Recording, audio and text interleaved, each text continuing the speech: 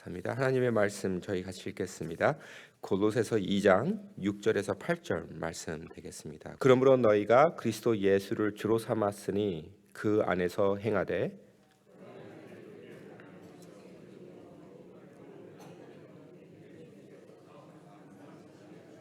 같이 읽겠습니다.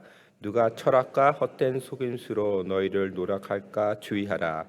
이것이 사람의 유정과 세상의 초등 학문을 쫓음이요 그리스도를 쫓음이 아니니라. 아멘. 감사합니다. 오늘도 이렇게 새벽에 주님의 전을 찾으신 성도 여러분께 하나님의 크신 은총과 사랑이 오늘 하루도 넘치나시기를 주님의 이름으로 축원합니다. 아멘. 저희가 오늘 이제 하나님의 말씀을 이제 접하는 가운데 사도 바울이 저희에게 그리스도 예수를 주로 받은 사람으로서 예수 그리스도 안에서 어떻게 행해야 하는가라는 그러한 말씀을 저희에게 주고 있습니다. 저희는 그리스도 예수를 주로 받았습니다. 우리의 주인이십니다. 우리의 삶의 주인이 되신 예수 그리스도를 마음속으로 받았을 때에 그 예수 그리스도 안에서 어떻게 살아야 하는가, 예수님께서 하신 말씀이 있죠. 오늘 저희 기도 시간 때 제가 잠깐 읽은 요한복음 15장 말씀, 요한복음 그 13장에서 17장, 13장에서 17장까지 전개되는 그 예수님께서 잡히시기 전날 밤 그 제자들에게 해주신 그러한 귀한 가르침 가운데에서 그 핵심된다는 그러한 15장 말씀에서 예수님께서 내 안에 거라, 내 안에 거라 하신 말씀이 있습니다. 저는 이 말씀을 읽을 때마다 이제 저는 가끔 영어로 생각하기 때문에 어떤 거를 생각하냐면은 뭐 영화를 본다든지 뭐 텔레비전을 봤을 때 누가 총에 맞았어요. 친구가 총에 맞으면은 그 옆에 있는 친구가 이제 그 총 맞은 친구가 피를 많이 출혈을 하면서 이제 정신을 잃잖아요. 정신을 잃으면 이제 죽게 되잖아요. 그러니까 그 옆에 있는 친구가 Stay with me 그래요. 나랑 같이 있으라고. 그렇죠? 정신 잃지 말라고. Stay with me 하는 그러한 생각을 가끔가다 해요. 예수님께서 이제 제자들을 세상에 남겨두시고 이제 혼자서 승천을 하실 때가 됐습니다. 그렇죠? 이제 당신은 이제 죽임을 당하시고 부활하시고 승천하실 때가 됐는데, 그러기 전에 이제 제자들에게 주시는 그런 말씀이죠. 너희는 내 안에 거하라. 내가 죽더라도, 내가 이제 부활하여서 승천하더라도 나는 너희와 항상 함께 있고 너희는 나의 안에 거해야 된다. 근데 오늘 이 말씀의 가운데에서 저희가 좀 주목해야 되는 것인데, 아무래도 저희는 그 성경이 원어로 읽는 성경이 아니라 번역되는 성경이기 때문에 우리 그 옛날에 성경을 번역하신 분들이 예수 그리스도를 주로 받았으니 그 안에서 행하다라는 그런 말씀이 사실 헬라어 원어로 보고 영어로 봐도 사실 어떠한 뜻이냐 하면은 같이 동행하라, 걸어라, 인생을 같이 살아라라는 뜻이에요. 그러니까 단지 한 일을 행하는 가운데에서 그리스도 안에서 있는 것이 아니라 예수님께서 지금 저에게 초대를 하시는 거예요. 인생의 여행을 저희는 떠나고 있지 않습니까? 여행을 가고 있지 않습니까? 이 여행을, 인생의 여행을 가면서 예수님과 같이 동행하라, 예수 안에 거하라, 그 말씀이 예수님과 항상 동행하라라는 그런 말씀이죠. 어떤 면에서는 그건 초대예요. 예수님께서 이 인생의 고난픈 이 어려운 가운데에 있어서 내가 너와 같이 함께하기를 원하니 너는 내 안에 거하고 나와 같이 이 인생을 멋있게 아름답게 살아보고 그 아름다운 인생을 나와 같이 함께하라라는 그러한 예수님의 부탁이자 예수님의 그 마음을 저희에게 주시는 것입니다. 여기서 우리는 던져야 되는 질문이 있죠. 어떻게 예수 그리스도와 같이 동행하는가? 오늘 본문에서 세 가지 방법을 가르쳐 줍니다. 첫 번째로는 7절에 있는 말씀이에요. 그 안에 뿌리를 박으며 샘을 입어라. 예수 그리스도 안에서 뿌리를 박고 샘을 입어라.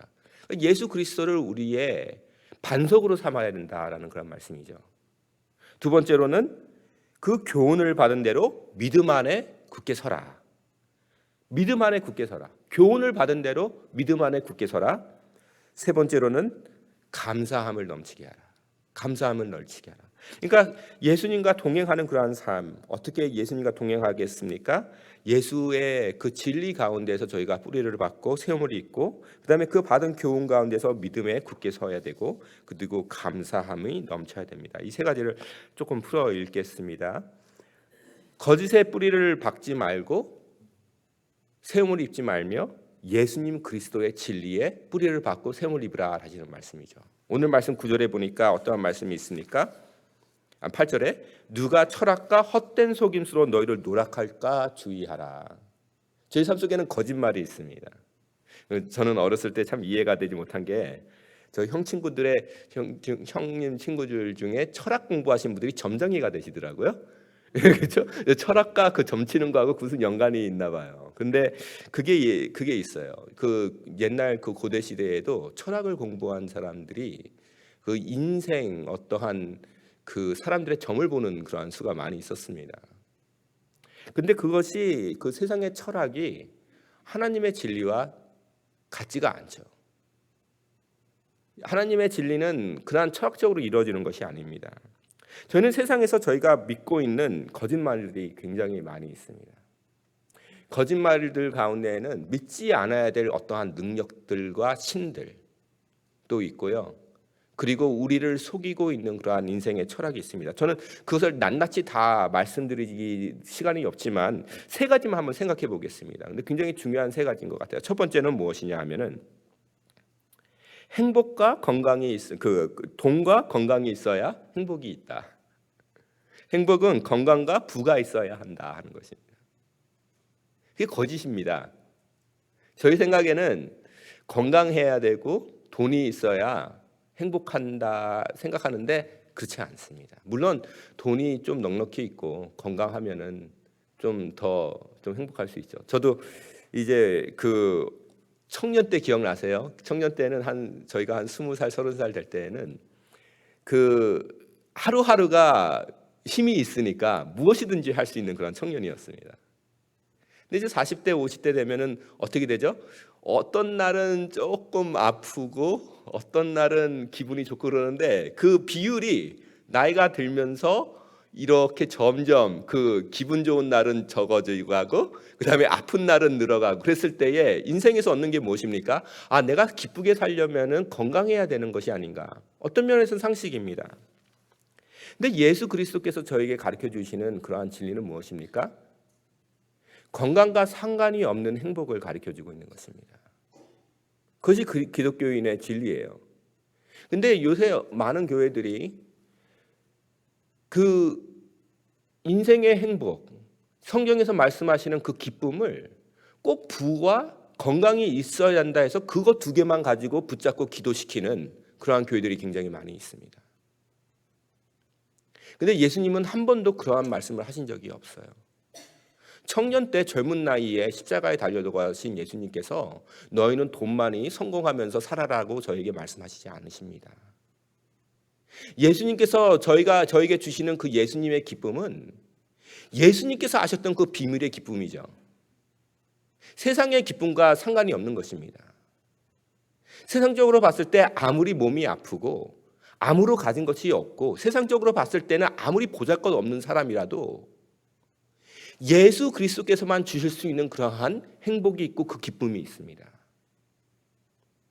근데 우리가 어릴 때부터 세뇌 교육이 되어서 우리 아이들한테까지 야 너희도 공부 안 해가지고 뭐 될 거야.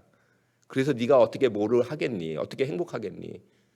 무의식적으로 그렇게 하는 그러한 거짓된 그러한 철학을 가르쳐주고 있습니다. 어릴 때부터 신앙생활을 잘하여서 예수 그리스도를 믿고 예수 그리스도께서만 줄 수 있는 그러한 행복을 찾아야 하는데 그런 어린아이들에게 거짓말을 하는 것이죠. 너희는 공부를 잘해야 돈을 많이 벌어야 건강해야 행복할 수 있다라는 그러한 거짓말을 하는 것입니다. 오히려 오늘날 저희가 싸우고 있는 그러한 이유가 무엇입니까? 분투하는 이유가 무엇입니까? 분쟁하는 이유가 무엇입니까? 사업을 하다가도 서로 싸우는 이유가 무엇입니까? 야고보서 나눈 말이죠. 우리가 얻지 못하기 때문이에요. 뭔가를 얻으려고 자꾸만 하는 이유가 있습니다. 그것이 무엇입니까? 조금 더 가져야지 행복하지 않은 그러한 거짓을 믿고 있기 때문입니다. 그런데 예수님께서 약속하시는 행복은 부와 건강과는 상관이 없는 행복입니다. 두 번째로는 저희가 갖고 있는 그러한 거짓말이 하나가 더 있어요. 복수는 달콤하다. 복수는 달콤하다 하는 것입니다. 누가 나한테 해를 끼쳤을 때에 그것을 악으로 갚아야지만 성이 그냥 놓이는 그러한 사람들이 있어요. 그 왜 그렇습니까? 인간의 상식이 그렇다고 생각하는 거예요. 저는 저희 그 EM 사람들, 그 영어부 사람들하고 그 게임을 하더라도요, 지고는 못 버기는 사람이에요. 참 못됐어요. 그 제 못된 면이 그 게임 같은 거 이제 모나폴리 같은 게임 하다 보면 다 나타나요. 그래서 많이 시험을 받아요. 목사님이 저래서 어떻게 목사님 된다, 막 그런 생각을 많이 하는 우리 친구들이 있었어요. 한번 캠핑 갔다가 모노폴리 하다가 엄청 싸운 적이 있어요. 얼마나 성격이 못했습니까? 근데 왜 그렇습니까? 하루는 저희 집에 이제 찾아왔어요. 같이 놀자고. 그래서 볼 게임을 했었는데 3번을 했는데 제가 두 번 이기고 3번째 졌어요. 그날 밤 잠을 못 자겠더라고요. 그만큼 못했어요, 제가. 근데 그게 왜 그렇습니까? 복수를 해야지, 내가 끝에 이겨야지만 행복한 나는 왜 그렇습니까? 아직 육의 영이 사는 저기 때문에 그래요. 제가 그리스도의 사람이 되었을 때에는 그렇지 않습니다. 복수를 했기 때문에 두 발 뻗고 자는 사람이 아니라 용서를 했기 때문에, 배려를 했기 때문에 발 뻗고 잘 수 있는 사람이 되는 것이죠. 행복의 그 열쇠는 복수에 있는 것이 아닙니다.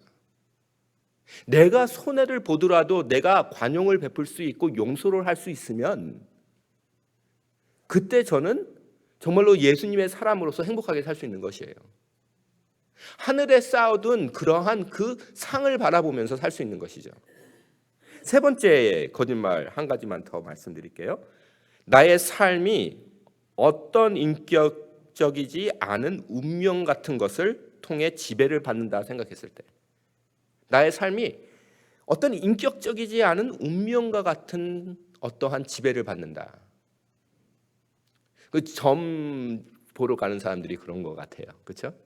오늘의 운세 보시는 분들 오늘의 왜 신문만 보면 자꾸만 제일 뒤에 가가지고 오늘의 운세를 예수 그리스도 믿는 사람이 왜 운세를 보십니까? 왜 운세를 보세요? 그게 재밌긴 하죠. 그렇죠? 이번 금년은 어떨까? 오늘은 어떨까? 이번 주는 어떨까? 재미는 있습니다. 그러나 그것이 우리의 영을 상하게 합니다. 그러면 우리가 믿어야 될 진리는 무엇입니까? 3가지를 반대로 생각해 볼게요. 영락은 영원한 기쁨은 오직 그리스도 안에 있다. 믿으셔야 합니다. 믿으셔야 돼요. 돈과 건강에 있는 게 아닙니다. 성공에 있는 것이 아닙니다. 정말로 참된 기쁨은 예수 그리스도 안에 있습니다. 그것을 못 맛본 사람들은 신앙생활을 제대로 한 거 아닙니다. 그리고 그것을 제대로 맛본 분들은 그것만 위해서 살 수밖에 없습니다. 하나님께서 주시는 그 기쁨이 세상의 기쁨보다 훨씬 더 좋습니다. 믿으셔야 합니다. 그랬을 때 세상이 변하는 것입니다. 두 번째로, 용서가 복수보다 더 달콤합니다. 내가 정말로 내 마음속에서 용서할 수 있을 때 어떠한 일이 있더라도 저는 행복합니다. 근데 복수의 달콤한 맛을 아는 사람들은 나쁜 일 있을 때마다 어떻게 되죠? 복수할 때까지 잠을 못 자요. 근데 용서할 수 있는 사람은 어떠한 일을 당하여도 항상 행복하게 잠을 잘 수가 있는 것입니다. 주님께서 잠을 주십니다. 세 번째로, 나의 삶을 지배하는 것은 인격적이지 않은 운명과 같은 어떠한 힘이 아니라 이 세상에서 나를 누구보다도 사랑하시는 하나님께서 저의 삶을 주관하고 계시는 것입니다. 신문에서 읽는 오늘의 운세가 나와 전혀 상관없는 어떠한 힘이 저에게 주는, 그러한 말해주는 그러한 운세가 아니라 나의 운명은 나를 너무나도 사랑하시는 그 하나님께서 정해주신 대로 내 운명이 가고 있다라는 그러한 믿음 안에서 사는 것이죠. 그때 나의 삶 속에 힘이 있습니다. 자신감이 있습니다. 용기가 있습니다. 왜 그렇습니까? 내 삶 속에서 내가 실수를 하든 죄를 짓든 나를 용서하시는 하나님, 그리고 나를 붙잡아 주시고 옳은 첩경으로 가게 하시는 그러한 하나님이, 나를 사랑하시는 하나님이 나의 아버지이시기 때문입니다. 나의 하나님이시죠. 나의 주이시죠. 얼마나 기쁘고 용기가 넘쳐납니까? 근데 왜 운세를 읽어요? 그것보다 훨씬 더 좋으신 나를 사랑하시는 하나님이 계신데 왜 오늘의 운세를 읽으십니까? 말이 안 되는 것이죠. 어떻게 그렇게 값진 것을 가지고 있으면서 세상의 싸구려 같은 철학을 믿습니까? 그것이 이제 사도 바울이 저에게 주시는 그러한 교훈입니다. 교훈을 받은 대로 믿음에 굳게 서라라시는 말씀이 있습니다. 교훈을 해야 합니다. 교훈을 받아, 믿음은 교훈, 가르침에 있습니다. 근데 이 가르침은 설교 시간에 줄 수 있는 아름다운 그러한 설교 감동에서 가르침을 받을 수도 있지만 그것보다 더 중요한 가르침이 있습니다. 더욱더 중요한 교훈이 있죠. 그 교훈은 굉장히 간단합니다. 기독교의 진리가 무엇입니까? 예수 그리스도께서 이 세상에 오셔서 우리를 위하여서 돌아가시고 우리를 위하여서 부활하셨습니다. 그래서 저희는 벌써 세례를 받았을 때에, 물에 들어갔을 때에, 그리고 물에서 나왔을 때 예수 그리스도와 함께 죽었고 이제 일어나면서 예수와 함께 부활했습니다. 부활을 할 것이 아니라 우리의 영은 벌써 부활을 했습니다. 우리는 예수 그리스도의 부활과 함께 저희는 벌써 승리한 삶을 살고 있는 것이죠. 근데 그 간단한 진리는 설교해서 다른 방법으로 여러 가지 모양으로 전파받을 수도 있겠지만 언제 가장 적절하냐 하면 성도들이 서로에게 교훈을 주었을 때입니다. 교회에서 가장 저희에게 많은 그 잘못된 생각을 갖게 하는 것이 무엇이냐면 정죄죠. 저희는 죄인들이기 때문에 정죄가 너무 입에 너무 입만 열면 정죄하는 그러한 버릇이 있습니다. 저도 그래요. 꼭 주일마다 되면 누가 이렇게 오면 너 꼬라지가 왜 이래? 그런 말만 하고 싶을 때가 있어요. 그렇죠? 그런데 우리 기독교의 진리는 무엇입니까? 당신은 사랑받는 사람이요. 당신은 바로 하나님께서 사랑하셔서 예수 그리스도를 보낸 사람입니다. 당신은 귀한 사람입니다. 당신은 승리하는 사람입니다. 당신은 천국의 사람입니다. 서로에게 용기를 주고 격려를 해주고 힘을 주는 것이 서로에게 줄 수 있는 말이죠. 만약에 생각해 보세요, 여러분. 저희가 주일날 교회에 왔는데 저희를 만나는 사람마다 저희를 격려해 줬다면, 그렇죠? 얼마나 좋겠습니까? 오늘 교회 나와서 만나는 사람이 수십 명이 되는데 만나는 사람마다 저에게 격려를 해줬다면 저는 집에 돌아갔을 때에 말씀 들은 것보다 서로에게 받는 격려가 너무 힘이 되어서 아마 기쁘게 집에 돌아가겠죠. 근데 교회가 정죄받는 느낌이 되는 교회가 되면 어떨까요? 예배만 드리고 싹싹 이렇게 빠져나가는 그러한 교회가 되겠죠. 그럴 때 하나님께서 영광 받으시겠습니까? 그것이 내 인생에 도움이 되겠습니까? 같이 신앙생활하면서 우리는 서로에게 덕을 쌓는 그러한 신앙생활을 하는 것입니까? 우리는 믿음에 어떻게 굳건겠습니까? 교훈으로 되는 것인데 그 교훈이 무엇입니까? 교훈이라는 것은 책망이 아닙니다. 교훈이라는 것은 하나님의 진리를 서로에게 가르쳐주는 것이죠. 그것은 무엇입니까? 우리가 하나님께서 보시기에 얼마나 아름다운 사람들인지, 예수 그리스도의 피로 씻김을 받은 우리는 얼마나 귀한 사람들인지 서로에게 말해주는 것입니다. 그리고 서로를 귀히 여겨주는 것입니다.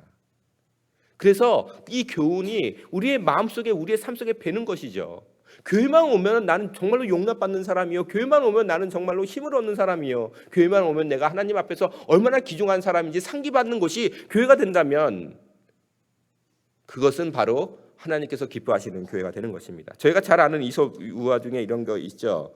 왜 그 어떠한 그 해와 구름이 내기를 내지 않습니까? 어떤 사람이 코트를 입고 있는데 그거 누가 먼저 벗길 수 있느냐? 바람이 먼저 해죠. 열심히 바람을 부니까 이 사람이 코트를 안 벗기려고 더 움츠리고 있습니다. 그랬더니 이제 포기를 하니까 해가 어떻게 하죠? 햇빛을 쨍쨍 내니까 이 사람이 더워서 그 코트를 벗었다라는 그런 이야기가 있습니다. 우리가 하나님께서 우리의 마음을 어떻게 움직이시죠? 정죄하심으로 움직이지 않으십니다. 하나님께서 친절하심으로 선하심으로 우리의 마음에 회개케 하십니다. 그러면 저희는 서로에게 어떻게 돼야 되겠습니까? 우리도 친절함으로 선함으로 우리의 서로의 마음을 움직여야죠. 선함으로 마음을 움직여야죠. 한마디 잔소리하는 것보다 선함으로 선한 말을 했을 때에 더욱더 마음이 움직이는 것입니다. 그때의 마음의 변화가 있는 것입니다. 마지막으로 예수 그리스도와 동행하는 방법은 무엇입니까? 감사가 넘쳐나야 합니다. 감사가 넘쳐나야 합니다. 어떻게 감사가 넘치는 삶을 삽니까? 그 오늘 말씀 이후에 쭉 내려가다 보면은 예수 그리스도의 용서에 대해서 말씀해주고 있습니다. 저는 그 초등부 전도사를 한 4년 했어요. 제가 참 기쁘고, 제가 혹시 나이가 돼서 이제 나중에 이제 장년 목회를 이제 안 하게 되면은 다시 초등부 목사가 되면 받아줄까 그런 생각을 좀 많이 합니다. 근데 그 초등부 그 수양회를 한번 갔는데 제 아는 분이 이제 강사로 오셨는데 참 설교를 촌스럽게 하시더라고요. 근데 그 촌스럽게 하신 설교가 저한테 남는 게 있어요. 근데 뭐냐면 아이들한테는 촌스러워야 돼요. 할 수 없어야 그렇죠? 내가 촌스러워야지 아이들이 이해를 하지. 그 괜히 내 자존심 같이 이렇게 신학교에서 배운 거 가르치다가는 애들이 모르죠. 그렇죠? 촌스러워야 되는데 그 전도사님이 하신 설교 중에 이런 설교가 있습니다. 아이들이 예수님한테 물었대요. 어린아이들이 예수님 저희를 얼마나 사랑하세요? 그랬더니 예수님께서 내가 너희를 이만큼 사랑한단다 하시고 십자가에 달려 돌아가셨습니다. 그런 얘기가 얼마나 촌스럽고 아름다운 이야기입니까? 예수님께서 저희를 너무 사랑하셔서 저를 위해서 돌아가셨습니다. 나 같은 사람을 위해서, 나 같은 사람을 귀하게 생각하셔서 나를 위해서 돌아가셨죠. 그것이 우리 하나님의 사랑입니다. 저는 이러한 귀한 말씀을 몇 주 전에 들었어요. 한번 들어보세요. 누구를 사랑한다는 것은 그냥 주고 싶은 넉넉함이 아니라 꼭 줄 수밖에 없는 절실함이다.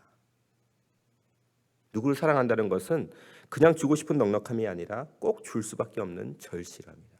하나님께서 저희를 이렇게 사랑한다고 생각을 해보세요. 하나님이 부하셔서 많으셔서 넉넉하셔서 우리를 사랑해 주는 것이 아니에요. 우리는 아무것도 없으니까 그래 여기 이렇게 살아가는 것이 아니라 하나님이 너무나도 사랑이 많으셔서 절실함으로 저희를 사랑하신다.